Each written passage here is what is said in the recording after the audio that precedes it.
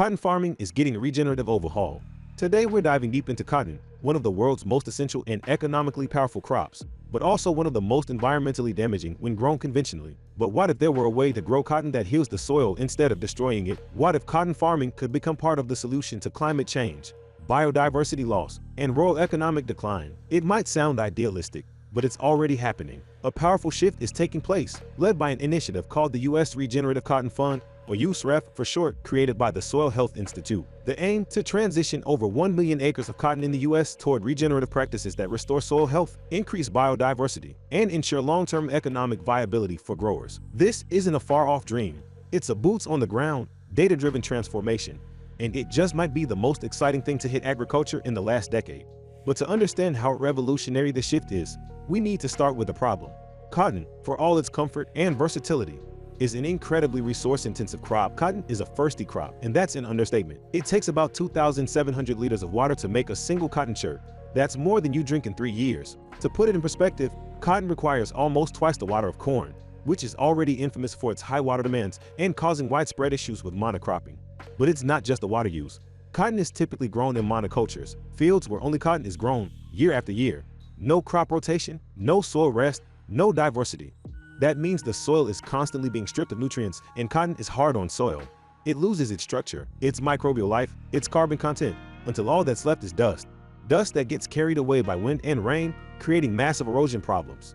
And we're not talking about small plots here. Cotton farms in the US often range from 500 to over 10,000 acres. That's tens of thousands of acres affected not just by water stress, but also by mass microbiome die-off, soil collapse, and chemical dependency. Because the soil is so depleted, farmers are forced to rely on chemical fertilizers. Add in heavy pesticide use, because cotton is extremely vulnerable to pests and disease, and you've got a toxic cocktail. Cotton represents about 2.5% of global agricultural land, but accounts for a staggering 16% of all insecticides used globally.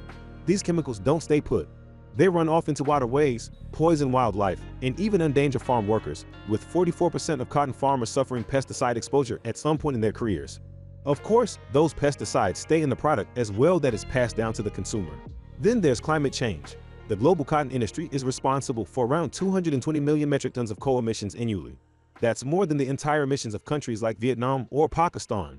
So yeah, it's not an overstatement to say that conventional cotton farming is breaking ecosystems, communities, and our climate. But is cotton the villain here? Not really. Cotton itself is not the problem. It's how we've been growing it. We need cotton. Natural fiber clothing is vastly preferable to petroleum-based synthetics, which come with their own set of environmental and health hazards. What we don't need is business as usual. And that's where regenerative cotton comes in. In 2021, the Soil Health Institute launched the USREF to support cotton producers in adopting soil health-focused practices. Their goal? Restore soil function on over 1 million acres by 2026. And they're not doing it alone. Big names like Wrangler, Timberland, and the VF Corporation have signed on to support the transition. This is not just about doing the right thing. It's about securing the long-term viability of cotton for supply chains and rural economies. The first step was research. Before you can fix a problem, you need to understand it. USREF's initial efforts involved deep data collection from over 1,000 farms. They documented everything from soil structure and water retention to carbon content and biodiversity. This research helped farmers see, for the first time, just how far gone many of their fields were and what could be gained by changing course. Because let's be real, most cotton farmers aren't villains. They're hardworking people trying to feed their families while keeping their businesses afloat.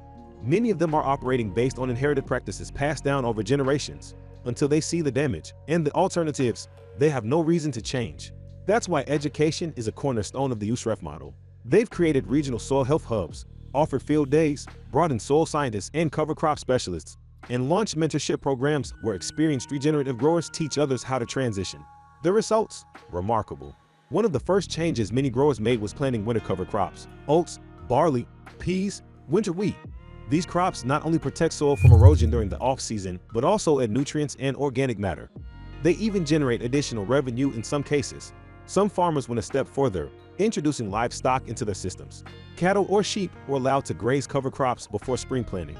The animals added manure, health action, and diversification of income streams. For many, this was the first time their land had truly come alive again. Then came composting. Chemical fertilizers were replaced or supplemented with natural compost. For farmers without livestock, this was harder. until they realized that the cotton plant itself could provide a major resource. Cotton stalks, typically burned or discarded, were shredded and returned to the soil as mulch. This retained moisture, protected seedlings, and slowly built up the soil carbon levels over time. One of the most difficult shifts: reducing tillage.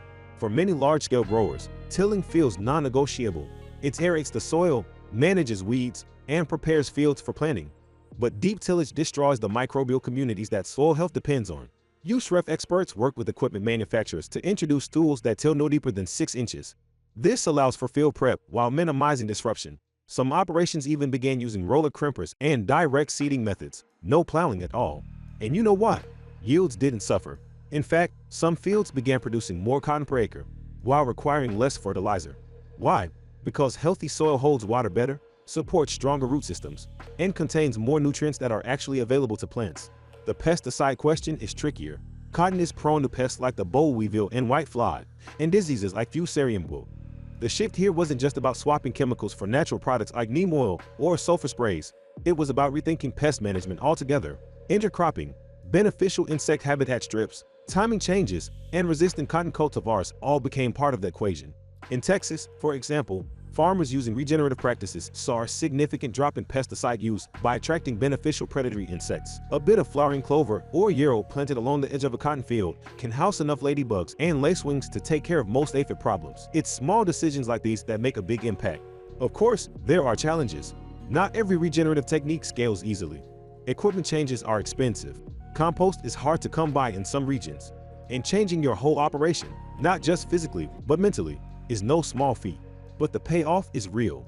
Some of the largest cotton growers in the Mississippi Delta and Texas Panhandle are now reporting improved soil structure, less water usage, better crop resilience, and lower input costs, all while maintaining or increasing their yields. Plus, they're getting access to new markets. Sustainable brands are beginning to pay premiums for regeneratively grown cotton, and major supply chains are under increasing pressure to source responsibly. Programs like Field to Market, the Better Cotton Initiative, and the Regenerative Organic Certification are also helping farmers connect to these values-based supply chains, creating more transparency and traceability for consumers. We're only a few years into this shift, and already the results are promising. The USREF plans to expand regionally, focusing on Alabama, Arkansas, Georgia, Mississippi, Missouri, North Carolina, Oklahoma, Tennessee, and Texas, representing 85% of U.S. cotton production. If you're a consumer, you can help too. Look for brands that are sourcing regeneratively. Ask questions about where your cotton comes from. Support policies and products that prioritize soil health and sustainability.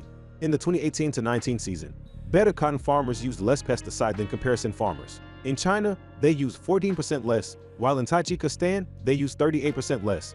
Biopesticides were also more widely used by better cotton farmers. But here's a little more bad news. As of the 2019 by 2020 growing season, organic cotton held a 0.95% market share of cotton, according to Textile Exchange's Preferred Fiber and Materials Market Report 2021. Meaning not only are these practices not widely accepted, but we're talking just organic cotton, not organic regenerative at this time. This is a micro impact when there is large-scale work that needs to be done. The road to regenerative cotton isn't easy. It requires systemic change in how we farm, how we support farmers, and how we value soil health. But it's happening.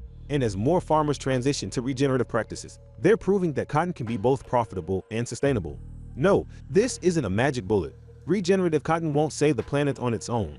But it's a massive step forward, especially for an industry that's long been one of the worst environmental offenders. Cotton doesn't have to destroy the land, it can help restore it. The transformation is happening acre by acre, farmer by farmer, shirt by shirt. And that's the real power of regenerative agriculture. So the next time you slip on a cotton shirt, ask yourself, was this grown with care for the soil beneath it? Is this organic cotton? Because the future of fashion and farming depends on it. Thanks for tuning in. If you're as inspired by this movement as we are, hit that like button, leave a comment, and share this video with someone who cares about sustainable agriculture. Let's spread the word. Regeneration is possible.